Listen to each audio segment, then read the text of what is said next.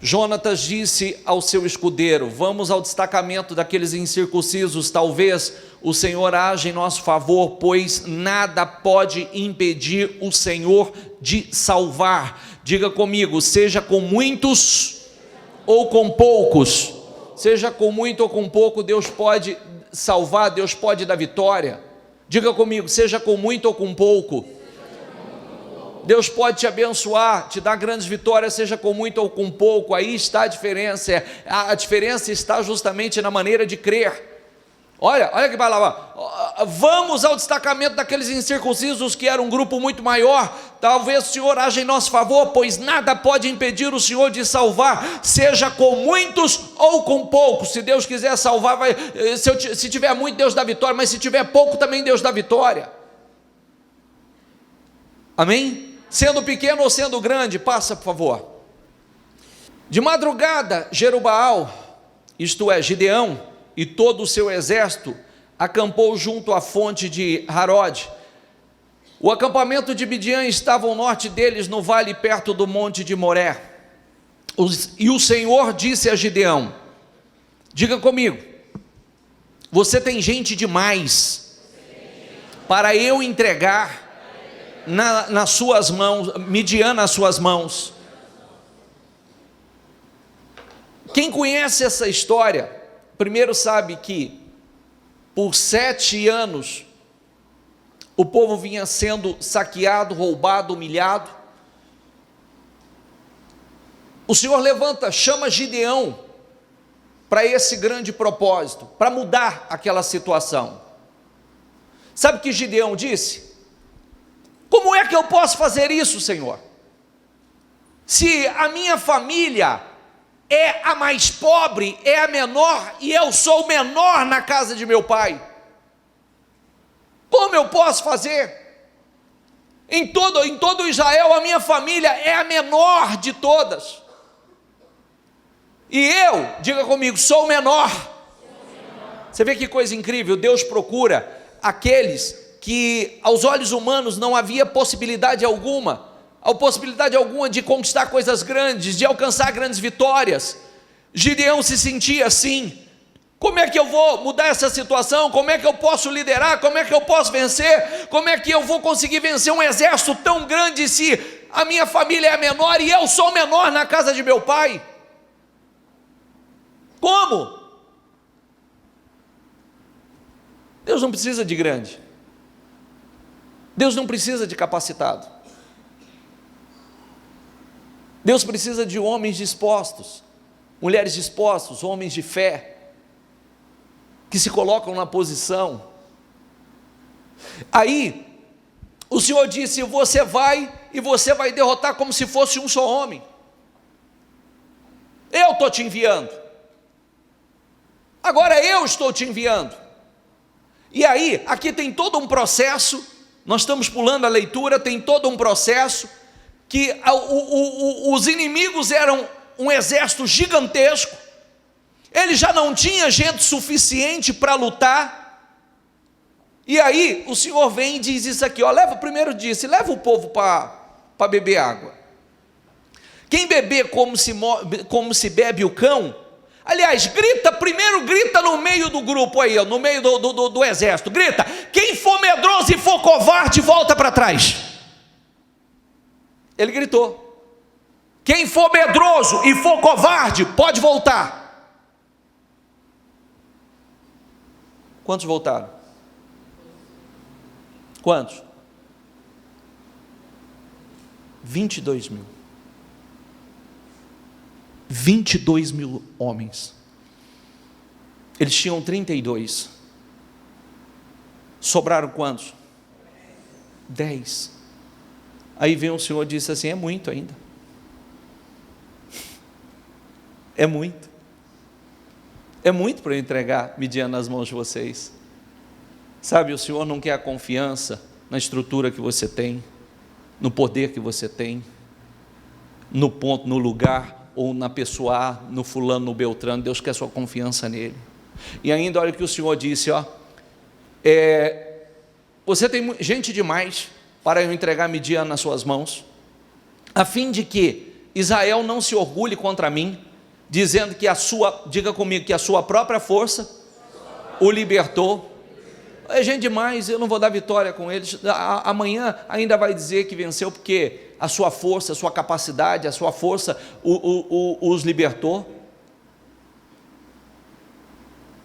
E aí, o Senhor passou pela peneira. Vai lá, passa, por favor. Anuncie, pois, ao povo: todo aquele que tiver tremendo de medo poderá ir embora do monte de Gileade. Então 22.000 homens partiram e ficaram apenas 10.000. Você sabia, gente? Eu quero que você grave isso aqui, que a gente tem uma guerra interna, né? A covardia nos faz dar desculpas, a covardia nos faz fugir da realidade, a covardia tira a humildade de dizer: não, eu preciso de ajuda, eu não sei, eu não consigo. A covardia faz com que a gente coloque a desculpa em alguém. Sempre nós não conseguimos, porque sempre tem um motivo, e esse motivo é sempre alguém, e está completamente errado. Alguém, hoje ainda eu disse isso a alguém que está com um problema sério, e disse assim para mim: eu estou assim por causa de macumba. Eu disse: não, você está assim por causa de desobediência, não tem nada de macumba. Não, mas eu sei que fizeram para mim. E daí? Já fizeram, e já fizeram muito para mim, nunca pegou. Sabe por que pegou em você? Desobediência. Porque se tivesse em obediência, se tivesse na fidelidade, macumba nenhuma tinha pegado. Macumba não é coisa forte assim não. Macumba pega em desobediente. Macumba pega em gente que não tem comprometimento, gente que não está em Deus. Olho gordo pega em gente que não está em Deus. Inveja pega em gente que não está realmente em Deus. Porque se tiver na fé, não tem macumba, não tem olho gordo, não tem inveja, não tem: o diabo fez isso, mas fez por quê? Então nós temos que nos levantar, e nos levantar com força, porque o diabo é mais poderoso do que o nosso Deus? Sim ou não? O diabo é mais poderoso do que o nosso Deus? Não. Então, se não é, então por que o diabo vai prevalecer? Por que o diabo vai prevalecer? Às vezes as pessoas não gostam quando a gente fala isso, mas eu preciso falar, eu tenho que trazer para uma realidade. Bicho, eu não acredito em macumba. Acredito. Ela pega naquele que está desprotegido, aquele que não está na fé, aquele que não tem compromisso com Deus. Você acha que só fazem macumba, tem olho gordo ou inveja, ou falam palavras pesadas somente em relação a vocês? Quanto mais você vê que, se o diabo derrubar você é uma coisa, se o diabo derrubar uma pessoa como eu é outra. Estou certo ou errado? Se o diabo derrubar você é uma medida, é a tua vida e a tua família. Se o diabo derrubar uma pessoa como eu, ele, além de destruir a minha vida, destrói a vida de muitas pessoas, porque são muitos que vão se abater, se abalar e dizer: como pode? Então, palavra, ação do diabo, olho gordo, inveja, palavra maldita, obra de macumbaria. Porque quantos não querem que uma obra como essa cesse, pare, que a gente não continue libertando, salvando pessoas, como a gente faz de uma forma intensa, forte?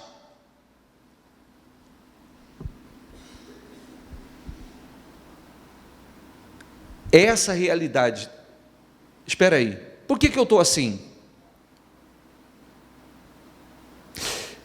Eu tenho falado nos últimos dias com muita seriedade sobre o versículo ou qual é a base dessa reunião. Essa aqui: não vos conformeis com este mundo, ou não se amolde ao padrão deste mundo, mas transformem-se pela renovação da vossa mente, para que você possa experimentar a boa, agradável e perfeita vontade de Deus. Por que eu não vou? Porque eu acho que eu não consigo. Por que eu não vou? Porque eu acho que Deus, não tenho certeza se Deus vai me dar vitória. Porque gritou aqui, quem estiver morrendo de medo, volta para trás, voltou 22.000. Por quê? Porque eu não acreditava que Deus podia dar vitória. Porque se acreditasse, permaneceria. Concorda comigo? Por isso que, quem tiver tremendo de medo, volta. Voltou, porque não acreditava. Por isso voltaram. Muitas pessoas, por que muitas pessoas param? Porque não acreditam. Porque muitas pessoas não entram de cabeça, porque não acreditam. Se acreditasse, eu costumo falar, e eu gosto disso, porque eu tenho essa experiência na minha vida. Eu gosto de falar. Eu gosto de falar porque eu já estive sentado no banco da igreja e vendo, e muitas vezes aplaudindo o testemunho dos outros. Às vezes eu via pessoas chegando na igreja depois de mim. Daqui a pouco estava vendo aquelas mesmas pessoas dando testemunho. E eu olhava para mim e eu falava, poxa vida, estou endividado, estou com um cheque especial estourado, estou com um cartão de crédito estourado, a vida não sai do lugar, mas o que você faz? Nada. Eu sei reclamar, eu reclamo muito e faço muito pouco.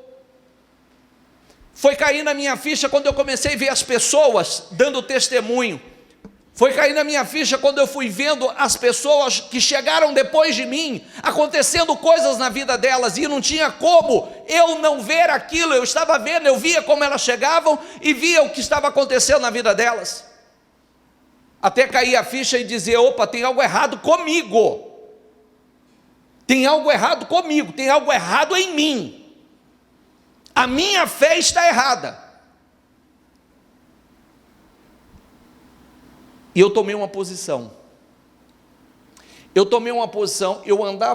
naquela fase, eu estava vivendo uma fase tão difícil que eu andava de carro emprestado, eu estava com conta estourada, cheque especial estourado, cartão de crédito estourado, e eu tomei aquela decisão, chega, nunca mais eu sento na igreja, e agora eu vou ser de verdade, eu vou buscar de verdade, e eu serei comprometido de verdade, e eu serei de oração de verdade, e eu vou entrar num propósito para virar a minha vida, para mudar. Você acredita que em 4 meses, eu já não tinha uma dívida mais, conta coberta, cheque coberto, e o meu carro que eu não sabia de onde tirar, não sabia se seria possível, quando seria possível comprar.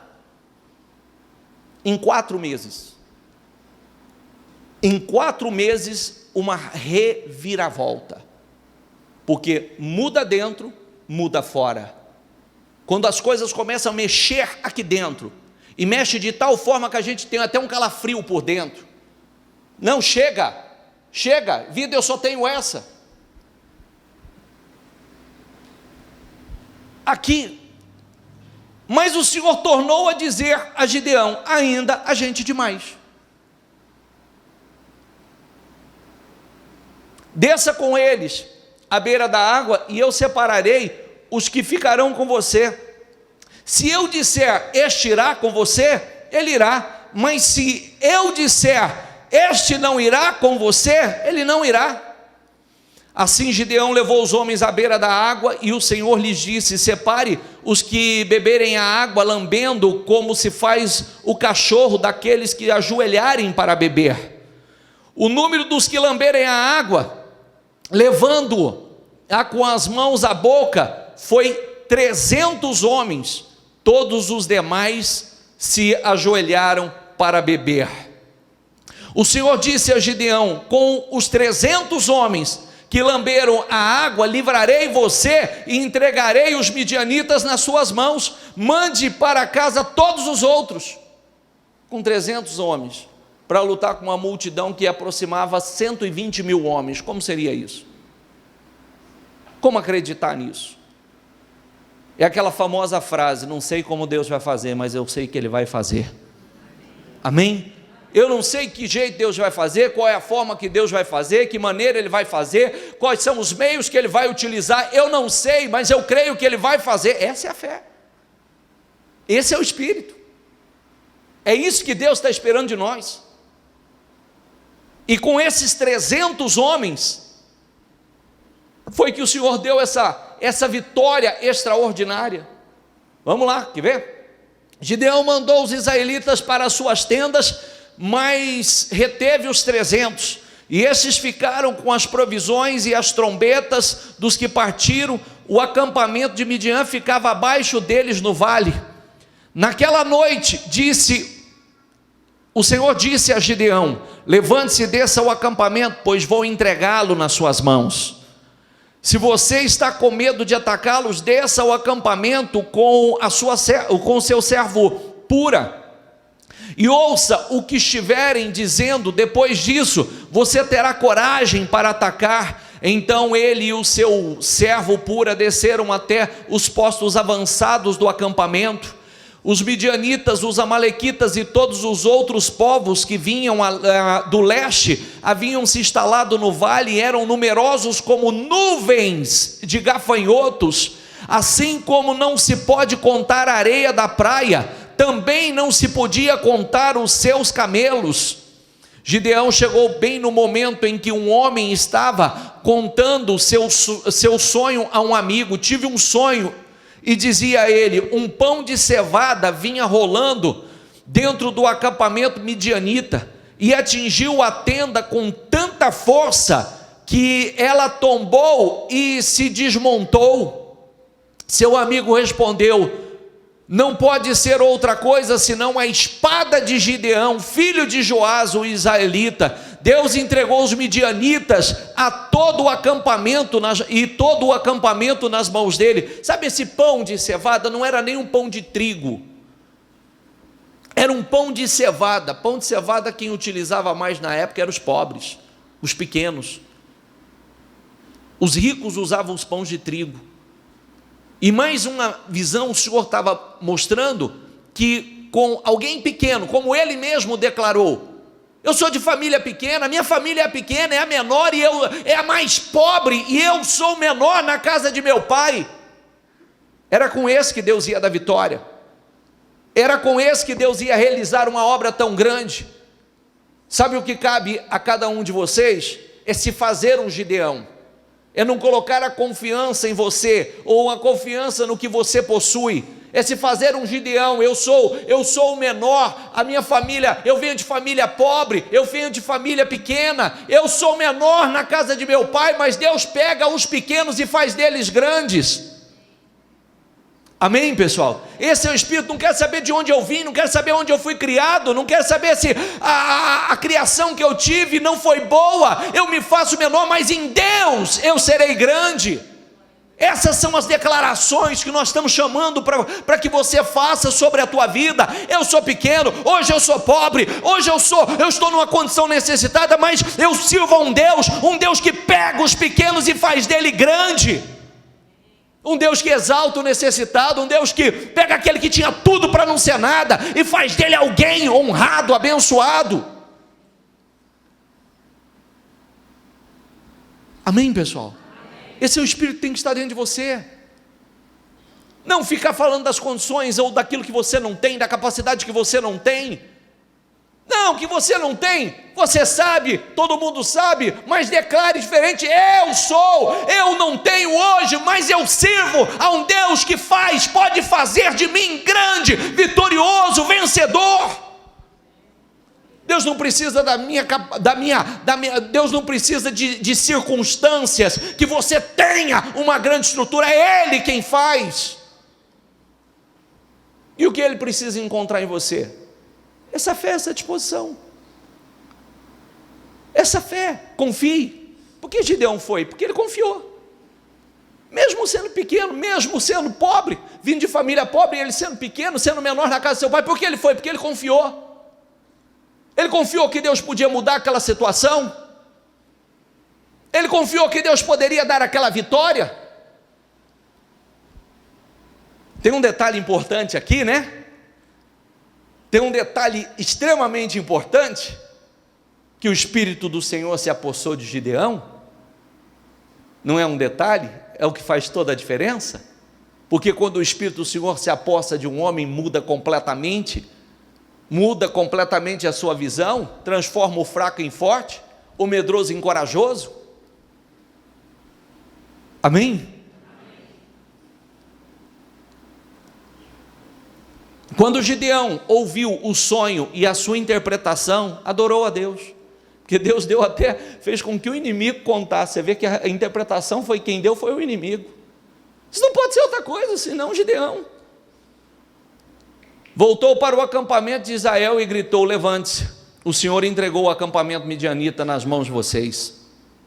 Dividiu os 300 homens em 3 companhias e pôs nas mãos de todos eles trombetas e jarros vazios com tochas dentro. Diga comigo: jarros vazios com tochas dentro. Jarros vazios com tochas dentro.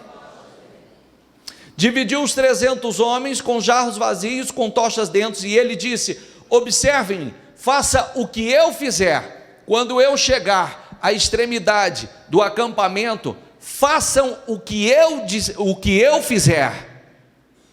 Quando eu e todos os que estiverem comigo tocarmos as nossas trombetas ao redor do acampamento, toquem as suas e gritem pelo Senhor e por Gideão. Gideão e os 100 homens que o acompanhavam chegaram aos postos avançados do acampamento pouco depois da meia-noite. Assim que foram trocadas as sentinelas, então tocaram as suas trombetas e quebraram os jarros que tinham nas mãos. As 3 companhias tocaram as trombetas e despedaçaram os jarros, empunhando as tochas com a mão esquerda e as trombetas com a direita. Gritaram a espada pelo Senhor e por Gideão. Cada homem mantinha a sua posição em torno do acampamento, e todos os midianitas fugiram correndo e gritando.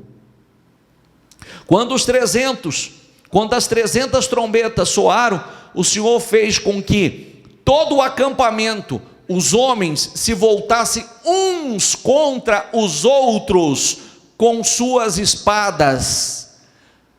O Senhor criou confusão entre eles. Eles ficaram transtornados, eles ficaram apavorados, eles não sabiam o que fazer. O Senhor criou uma confusão no meio deles, e eles foram se autodestruindo, eles foram se matando, e outros saíram fugindo, correndo, de medo do grande exército, porque a visão que eles tiveram é que era um grande exército. Na verdade, o exército de Gideão mal precisou lutar, porque eles mesmos se autodestruíram. Como Deus vai fazer? Não sei. O que eu sei é que Ele vai fazer. Amém? Esse é o Espírito. Esse é o Espírito. Sabe por que nós temos nos levantado em orar dessa maneira? É justamente dando condições, fazendo com que mude a mentalidade, mude o espírito, mude a maneira de falar, mude a maneira de pensar. Aliás, mude a maneira de pensar, mude a maneira de falar e mude a maneira de agir, porque Deus quer realizar exatamente isso: pegar pessoas que têm tudo para não ser nada, pessoas pequenas, pessoas que aos seus olhos não teria como ir muito além, e fazer dessas pessoas grandes, honradas, vitoriosas, pessoas abençoadas, que sejam um exemplo para muitos outros. É isso que Deus quer. Você não pode, mas Deus pode. Entendeu? Você é pequeno, mas seu Deus é grande, e é o que você precisa: aprender a fazer declarações, aprender a crer e confiar nesse Deus, que Deus vai criar meios, que Deus vai abrir portas, que Deus vai criar circunstâncias. Declarar, profetizar, buscar o Espírito de Deus para a tua vida. O Espírito de Deus entrou em Gideão, criou aquela força em Gideão, aquela coragem em Gideão. Passa, por favor, Juízes 15. Juízes 15. Quando ia chegando a Leí, os filisteus foram ao encontro deles aos gritos. Diga comigo: mas o Espírito do Senhor apossou-se dele. As cordas em seus braços se tornaram como fibra de linho queimada, e os laços caíram das suas mãos. Agora nós estamos falando de Sansão. Sansão, que nessa condição, nesse momento, estava completamente amarrado, que não tem diferença nenhuma daquelas pessoas que a vida está completamente amarrada, não dá conta de dar um passo sequer, está tudo amarrado. Quando os filisteus se aproximaram achando que iria destruir Sansão, acabar com Sansão, olha que coisa linda, o Espírito do Senhor entrou, o Espírito do Senhor se apossou de Sansão, e aquilo, as cordas, aquilo que o amarrava se tornou como nada, como fios queimados, como fio apodrecido. O que pode amarrar um homem cheio do Espírito Santo? Um homem cheio do poder de Deus, o que pode amarrar? Amém, pessoal? É essa a tua preocupação? Eu vou buscar a Deus, eu quero o Espírito de Deus na minha vida, eu quero esse poder na minha vida, nada vai me amarrar, eu não vou permanecer com a minha vida amarrada desse jeito, estagnado desse jeito. E mais, olha aqui, diga comigo, encontrando a carcaça de um jumento, pegou a queixada e com ela matou 1000 homens. Era uma queixada, não era uma espada, era uma queixada, algo aparentemente insignificante, descartável, e com aquilo nas mãos, se tornou uma arma poderosa nas mãos de um homem cheio do Espírito Santo. Algo pequeno se torna grande, poderoso.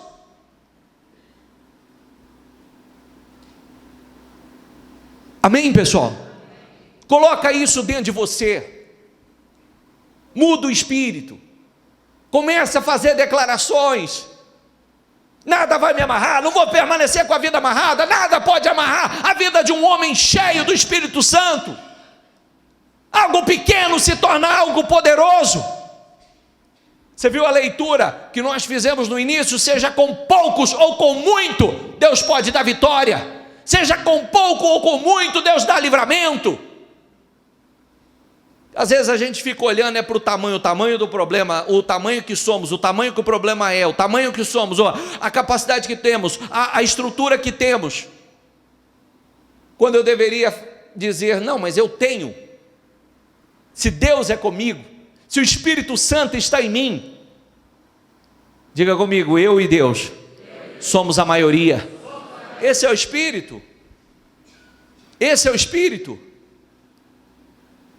Não deixar que o diabo vá te minando, te intimidando, te enchendo de medo, te enchendo, fazendo de você uma pessoa medrosa, medo de tentar, medo de fazer algo, medo de dar um passo de fé, medo de não dar certo, medo de não conseguir, medo de perder, medo de morrer, medo,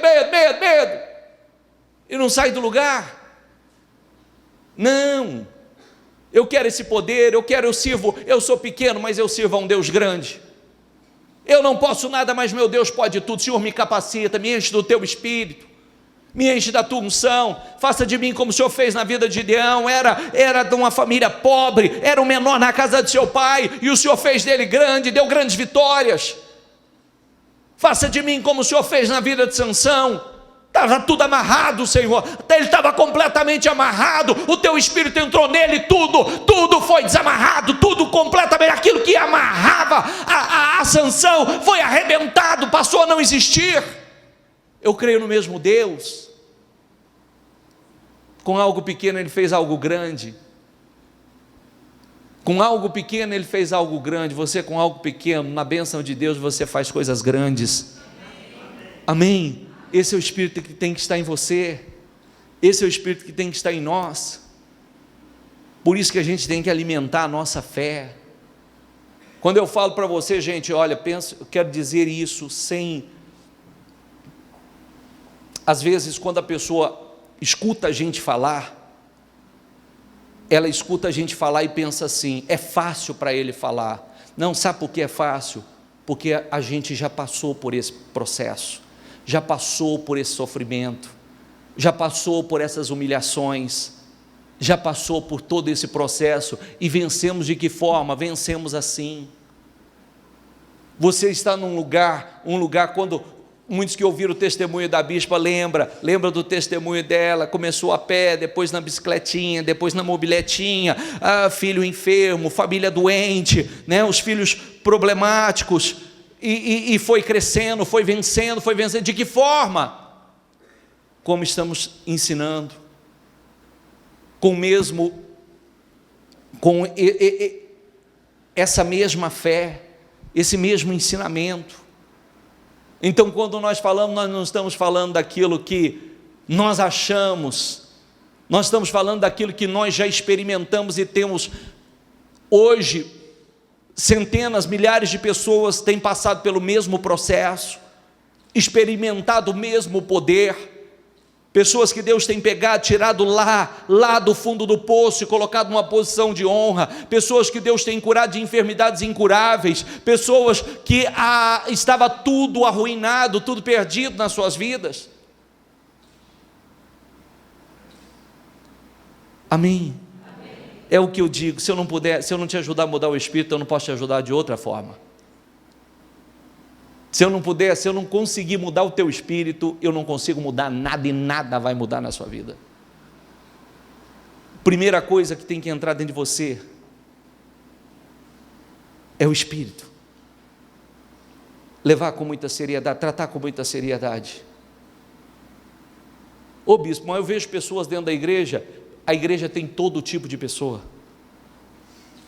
Tem todo tipo de pessoa, você se espelha em quem você quiser. Vou te ensinar uma coisa, olhe sempre para aqueles que vivem a fé que você almeja, que tem vivido aquilo que você gostaria de viver, que tem conquistado aquilo que você gostaria de conquistar, porque eu acho incrível, eu já falei sobre isso, gente da mente pequena só gosta de olhar para gente que não dá bom exemplo. Se é isso que você quer, mas está cheio de pessoas que estão vencendo, está cheio de pessoas que estão levando muito a sério a sua vida, tratando com muita seriedade as coisas de Deus, estão avançando, estão crescendo, estão sendo abençoadas. A gente é que escolhe, amém? É o Espírito, inclusive isso, você tem que aprender isso. Em quem você vai se espelhar? Em quem você vai espelhar? O que você quer para a sua vida? O que você quer? Então, você tem que aprender uma coisa, eu tenho que andar com pessoas, eu olho para pessoas que têm uma fé maior do que a minha, eu olho para pessoas que fazem mais do que eu olho para pessoas que estão vivendo aquilo que eu quero viver, eu vou me espelhar naquele que vai trazer bênção, crescimento para a minha vida. É para esse que você tem que olhar. Porque se você vive olhando para cá e para lá, é só o diabo colocar uma pedra de tropeço aí pertinho de você que você caiu, sua fé já foi. E o que não falta? Dentro da igreja não tem só trigo não, dentro da igreja está cheio de joio. Verdade, bispo? Tá. A gente é que escolhe para onde vai olhar, que tipo de fé a gente quer viver. Tem gente vivendo uma fé mais ou menos, mas tem gente vivendo uma fé verdadeira. Tem gente que não tem um alto nível de comprometimento, mas tem gente que tem um altíssimo nível de comprometimento. Cada um tem que saber o que é para a vida. Amém? Eu sei o que eu quero, então se eu quero mais, eu tenho que fazer mais. Se eu quero mais, eu tenho que fazer mais do que aqueles que estão ao meu redor, eu tenho que fazer mais. Eu sei o que eu quero. Talvez o sonho da pessoa não é como o meu, a fé dela não é como a minha, ele não acredita naquilo que eu acredito, e eu sei que Deus vai, hoje todos nós vivemos por fé, gente, todos nós estamos com os olhos lá na frente. Mas eu quero deixar registrado uma palavra que talvez eu mexa com alguns. Cuidado com a fé passiva, está bom como está. Se Deus quiser, Ele vai fazer isso na minha vida. Essa oração, ela não tem poder, viu? Essa oração, ela está desprovida de poder, e Deus procura em nós sempre um mínimo de ambição. Quando Deus chamou Abraão, Ele chamou Abraão e Ele fez uma proposta a Abraão. Foi uma promessa maravilhosa que Deus fez a ele. Você sai daí que eu vou fazer isso aqui na sua vida. Ele estava abrindo mão de uma vida estabelecida, mas ele estava abrindo mão de algo para algo maior. Para algo maior. Amém? E essa ambição, ela é saudável.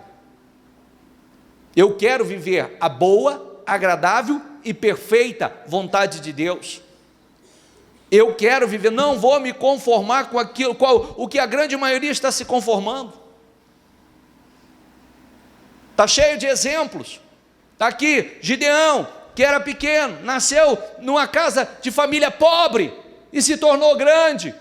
Esses dias nós falamos de Jefité que era filho de uma prostituta, excluído pela família, e o Senhor fez dele grande.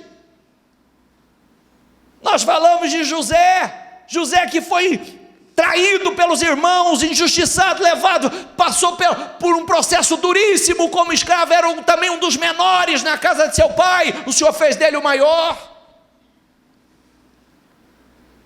Falamos a semana passada de Ezequias: organiza a tua casa que você vai morrer, vira para o lado e diz: Senhor, tu sabes que eu tenho sido fiel, tu sabes que eu tenho te servido com integridade. O Senhor diz: volta lá e diga a ele que ele não vai morrer mais.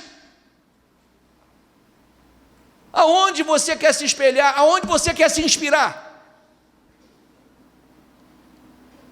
Eu sempre digo para as pessoas isso. Às vezes as pessoas procuram na Bíblia alguém para justificar o seu fracasso, a sua derrota. Porque Jó passou por isso, Jó viveu isso, mas Jó passou. Você disse isso, Jó passou por isso. Passou, mostrou a qualidade da sua fé ao Senhor em 9 meses. 9 meses Deus estava restituindo tudo dobradamente. Tudo dobradamente em 9 meses. Após 9 meses estava havendo uma reviravolta na sua vida. Muitos vivem, creem e pregam como se o sofrimento de Jó tivesse passado, a metade da sua vida fosse naquele estado lastimável. Não, foi um período curto. Foi provado, altamente provado. E aliás, foi justamente o diabo chegando na presença de Deus e dizendo: é fácil ele te servir assim, é fácil ele ser fiel desse jeito, quero ver, você enche ele de riqueza, você enche ele de bênção. O Senhor falou: toca, e você vai ver como é que o meu servo é fiel. Sabia disso ou não? Você já leu o livro de Jó ou não? Foi o diabo que foi lá na presença do Senhor, e o Senhor, mostrando a fidelidade do seu servo, o Senhor disse: toca. Inclusive não foi Deus que fez aquilo com ele, foi o diabo, viu?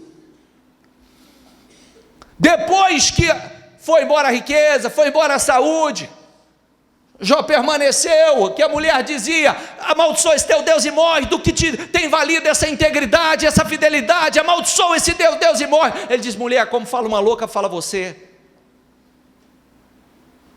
Se Deus me deu o bem, eu também vou aceitar o mal. Depois de tirar a riqueza, ainda o diabo diz: está vendo? O Senhor diz: você viu como meu servo é fiel? Mas também o homem dá tudo pela vida. Você viu, quem vive de justificativa e dessas conversinhas fiadas é o diabo, viu? Mas também eu não tenho isso, mas também eu não tenho aquilo, mas também se eu tivesse, mas ele, isso é o diabo. Então tocou. E aí, depois o Senhor disse ainda: viu como o meu servo é fiel? Viu, Satanás, como o meu servo é fiel? E após esse período estava restituindo a ele tudo dobradamente, porque mesmo naquele momento de dor mostrou a qualidade da sua fé, a sua fidelidade. A Bíblia está repleta de histórias de pessoas que tinham tudo para não acreditar em nada, mas permaneceram firmes na fé. Pessoas que tinham tudo para não ser ninguém, e Deus fez deles grandes. Amém? Esse é o Espírito que tem que estar em você. Você tem que, vai chegar um momento na sua vida, que hoje o que é tão difícil, o que é tão difícil acontecer, vai se tornar normal na sua vida. Amém? Diga comigo, vai chegar um momento na minha vida, o que hoje tem sido difícil, em bênçãos, em vitórias, em avanços, vai se tornar normal, vai se tornar comum na minha vida. E esse normal não é um normal para que você trate como se estivesse caindo, acontecendo, porque tinha que acontecer. É normal em bênçãos, porque Deus tem te enchido de bênçãos, Deus tem enchido a tua boca de riso, Deus tem enchido a tua família de bênçãos. Amém? Fique em pé, por favor. És meu